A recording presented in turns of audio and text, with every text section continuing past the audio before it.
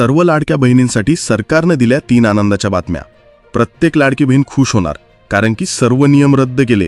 सरकार बहिणींपुढे झुकलं। लाडक्या बहिणींमुळे सरकारला झुकावंच लागलं। रक्षाबंधन निमित्त 3 गिफ्ट बहिणींना देण्याचं सरकारनं आत्ता जाहीर केलं आहे। इतक्या दिवस लाडक्या बहिणींच्या डोक्यावर जे टेन्शन झालेलं होतं ते टेन्शन दूर करण्याचं काम सरकारने केलं आहे। स्थानिक स्वराज्य संस्थांच्या निवडणुका तोंडावर आल्यामुळे सरकारचे डोळे उघडले आहेत। लाडक्या बहिणींची गरज भासली आहे, ज्यामुळे सरकारनं एक नाही तर तब्बल 3 आनंदाच्या बातम्या दिल्या आहेत। या 3 अशा बातम्या आहेत ज्या ऐकून सर्व लाडक्या बहिणी खुश होणार आहेत। आणि या 3 बातम्या कोणत्या आहेत, रक्षाबंधन निमित्त बहिणींना कोणते 3 गिफ्ट मिळणार आहेत, त्यासाठी बहिणींनो तुम्हाला लवकरात लवकर काय करायचंय आणि कोणत्या लाडक्या बहिणींसाठी या 3 बातम्या आहेत, हेही आपल्याला हा पूर्ण व्हिडिओ बघितल्यानंतर समजून जाईल। मात्र आता चिंता करायची गरज नाहीये, टेन्शन घ्यायची गरज नाहीये। आता बिनधास्त राहायचं। कसं काय, मग मी तुम्हाला समजावून सांगतो। इतके दिवस झालं फॉर्म तपासणीमध्ये जे आहे लाडक्या बहिणींच्या डोक्याचा ताण वाढवला होता। जून महिन्याचे पैसे अजूनही आले नाहीत आणि वरून फॉर्म अपात्र करण्याची कारवाई चालू आहे असे सांगण्यात आले होते। आणि यानंतर मात्र बऱ्याच लाडक्या बहिणी भीतीच्या छायेत होत्या, कारण जून महिन्याचे पैसे नाही आले, जुलैचे तर लांबच राहिले आणि ही अपात्रतेची कारवाई कुठून चालू झाली आहे? आमचे फॉर्म अपात्र होतील का, किंवा आमच्यासोबत पुढे काय होईल? या सगळ्या गोष्टी ज्या आहेत त्या लाडक्या बहिणींना सतावत होत्या। मात्र याबद्दल मी तुम्हाला 3 मोठ्या खुलाशांमध्ये असं समजावून सांगणार आहे की तुमच्यासाठी 3 महत्त्वाच्या आणि मोठ्या अपडेट कोणत्या असणार आहेत। तर पहिली अपडेट आहे, लाडक्या बहिणींनो तुमची फॉर्म तपासणी बंद झाली आहे। हो, तुम्ही अगदी बरोबर ऐकलं, ही सगळ्यात पहिली आणि मोठी अपडेट आहे की तुमची फॉर्म तपासणी बंद झाली आहे। आता सरकारला तुमची गरज परत भासली आहे। सरकार तुमच्याकडे परत एकदा आशेच्या किरणानं बघत आहे। इलेक्शन जवळ आलेले आहेत आणि लाडक्या बहिणींना नाराज करून सरकारला परवडणार नाहीये। यामुळं सरकार जे आहे तुमच्याकडे आशेच्या नजरेनं बघत आहे। आणि तुमच्यासाठी जे आहे सरकारनं 3 गोष्टी खुशखबर म्हणून दिल्या आहेत। आणि मला माझ्या माहितीप्रमाणे जे आहे भाऊबीज आणि राखी पौर्णिमेला तुमच्यासाठी या 3 खुशखबरी येणार म्हणजे येणारच। पहिली खुशखबर म्हणजे फॉर्म तपासणी बंद। इतके दिवस जे फॉर्म तपासले होते, आता ते फॉर्म माझ्या माहितीप्रमाणे तरी असं लक्षात येते की जे अपात्र फॉर्म आहेत त्यांना अपात्रच ठेवणार, मात्र पुढची कारवाई करणार नाहीत। किंवा असंही होऊ शकतं की जे 10 लाख अपात्र फॉर्म ठरले होते त्यांच्यावर कारवाई आत्ताच नाही करणार, कारण 10 लाख फॉर्म म्हणजे 10 लाख लाडक्या बहिणी, आणि 10 लाख लाडक्या बहिणी म्हणजे 10 लाख मतदान। हे सरकारला चांगलंच माहित आहे। आणि 10 लाख मतदानाचा काय फरक पडतो हेही सरकारला चांगलंच माहित आहे। आणि साधं सुद्धा नाही तर किमान 5 ते 6 जिल्ह्यांमध्ये हे 10 लाख फॉर्म जे आहेत ते अपात्र ठरले होते। मग 6 जिल्ह्यांमधून जर 10 लाख लाडक्या बहिणींची मतं गेली तर मात्र सरकारच्या सोबत काय होऊ शकतं आणि येणाऱ्या महानगरपालिका जिल्हा परिषदेच्या निवडणुका कशा जाऊ शकतात हे तुम्हाला चांगलंच कळालं असेल। म्हणून लाडक्या बहिणींनो, पहिलं तर तुम्हाला टेन्शन घ्यायची गरज नाही, फॉर्म अपात्र करण्याची प्रोसेस थांबली आहे। ही झाली पहिली खुशखबरी। यामध्येच दुसरा भाग येतो की ज्यांचे फॉर्म अपात्र झाले त्यांचं काय। तर माझ्या माहितीप्रमाणे त्यांना अपात्रच ठेवतील, पण एक वेळ अशी येऊ शकते की या 10 लाख भगिनींना सुद्धा पैसे भेटू शकतात। हो, या 10 लाख भगिनींना सुद्धा पैसे मिळण्याची शक्यता आहे। त्याचं कारण असं आहे की एवढ्या मोठ्या संख्येनं भगिनींना अपात्र करणं म्हणजे स्वतःची वोटिंग बँक खराब करणं, आणि निवडणुकीच्या तोंडावून सरकार ही रिस्क घेऊ शकत नाही। म्हणून त्या 10 लाख लाडक्या बहिणींना सुद्धा पैसे भेटू शकतात। आणि दुसरी जी खुशखबर आहे ती अशी आहे की 2 हप्ते सोबत येणार। बघा, ऑगस्ट महिन्यामध्ये जुलैचा हप्ता आणि ऑगस्टचा हप्ता हे दोन्ही हप्ते सोबत येणार आहेत। लाडक्या बहिणींनो, हे 2 हप्ते जे आहेत तुम्हाला सोबत भेटणार आहेत। आणि ज्या लाडक्या बहिणींना आधीचे हप्ते भेटले नाहीत त्यांचंही उत्तर मी देतो, त्यांनाही मी सविस्तर समजावून सांगतो। मात्र पहिल्या रेग्युलरवाल्यांना सांगतो की 2 हप्ते जे आहे तुम्हाला सोबत येणार आहेत। आपल्याला पाहायला भेटणार आहेत की यावर्षी सुद्धा सरकार जे आहे आपल्याला खुश करणार आहे। आणि आता जे आहे जुलैचा आणि ऑगस्टचा हप्ता, ऑगस्टचा तर बोनसच हप्ता आपल्याला पडणार आहे। दोन्ही हप्ते मिळून जे आहे आपल्याला 3000 रुपयांची धनराशी भेटणार आहे। 3000 रुपयांची। ही कशी, तर 1500 अधिक 1500, मग हा हप्ता किती पडतो आपल्याला? पूर्ण 3000। तर 3000 रुपयांची ही धनराशी। ही दुसरी मोठी आणि सगळ्यात एक आनंदाची बातमी आहे की ऑगस्टचा हप्ता ॲडव्हान्स पडणार आहे। ही झाली दुसरी गोष्ट। आणि आता त्या लाडक्या बहिणींचं काय, ज्या लाडक्या बहिणींचा ऑलरेडी हप्ताच आला नाही, मग त्यांच्यासाठी सांगतो तुम्हाला 4500 रुपयांची धनराशी पडणार आहे। म्हणजेच कशी, तर 1500 अधिक 1500 अधिक 1500। तुम्हाला टेन्शन घ्यायची गरज नाहीये, तर हे 3-1500 मिळून 4500 रुपये होतात।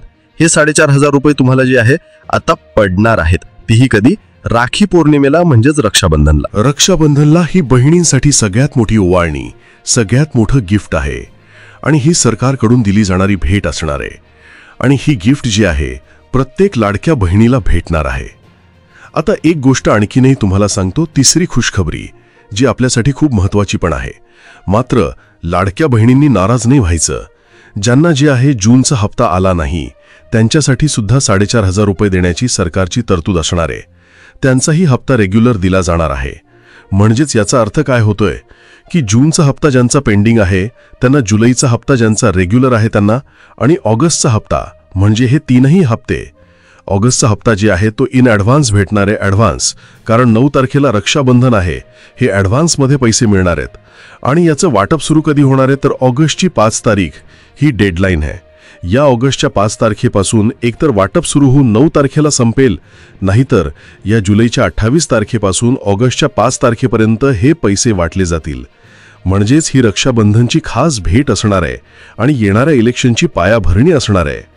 आता निवडणुका 2-3 महिन्यांवर येऊन ठेपल्या आहेत, त्यामुळे या सगळ्या गोष्टी ज्या आहेत तुमच्यासाठी एकदम जबरदस्त पद्धतीनं घडत आहेत. आता बघा, आणखीन एक गोष्ट जी आहे जी तमाम लाडक्या बहिणींसाठी अत्यंत आनंदाची आहे, ती म्हणजे रकमेत वाढ होणार का? त्या 2100 रुपयांचं काय झालं?